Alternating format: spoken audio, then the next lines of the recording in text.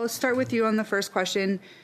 Was it easier to intake veterans that need support before or after the implementation of this program? And what has changed? So I have been with our clinic for 2 years. I was not working as the manager before the PCVRS contract was taken on, so I can't speak to that. I can speak to currently, it is a lengthy process from the time of receiving a referral to veterans being connected to the supports that they need. It is a big administrative process for the reporting that the clinicians have to do. There's also certain parameters around the referral booking process of how a psychology physician and physiotherapist need to be coordinated with respect to coordinating different schedules of a clinical team. Being able to meet the parameters can sometimes cause delays in the assessment process being done sooner. And so that's kind of what we see post with the Complicated process. So I think I'll go to Oliver then, just quickly. What is your intake process? Sorry, are you asking about our intake process for clients or specifically in dealing with PCVRS and funding approvals? So our intake assessment process is fairly simple. It's designed to be accessible.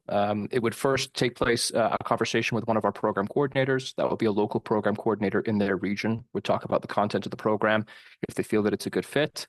If the veteran is interested and motivated to attend a program, they then do an intake assessment with the clinician psychologist who will be running that program.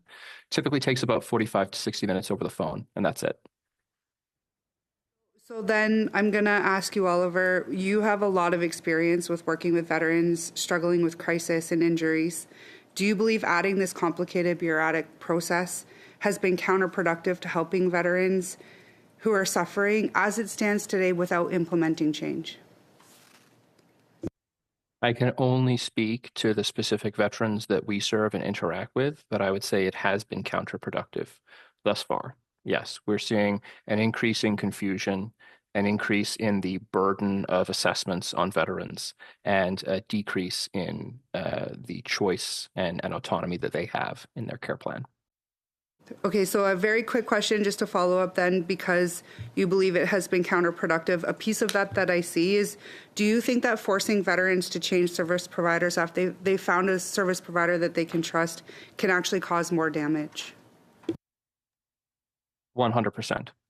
The trust, once again, is one of the biggest issues, one of the biggest challenges for veterans coming forward and seeking help. We've heard from other committee or other witnesses about the stigma, the fear of being misunderstood, of not having their experiences and their culture understood.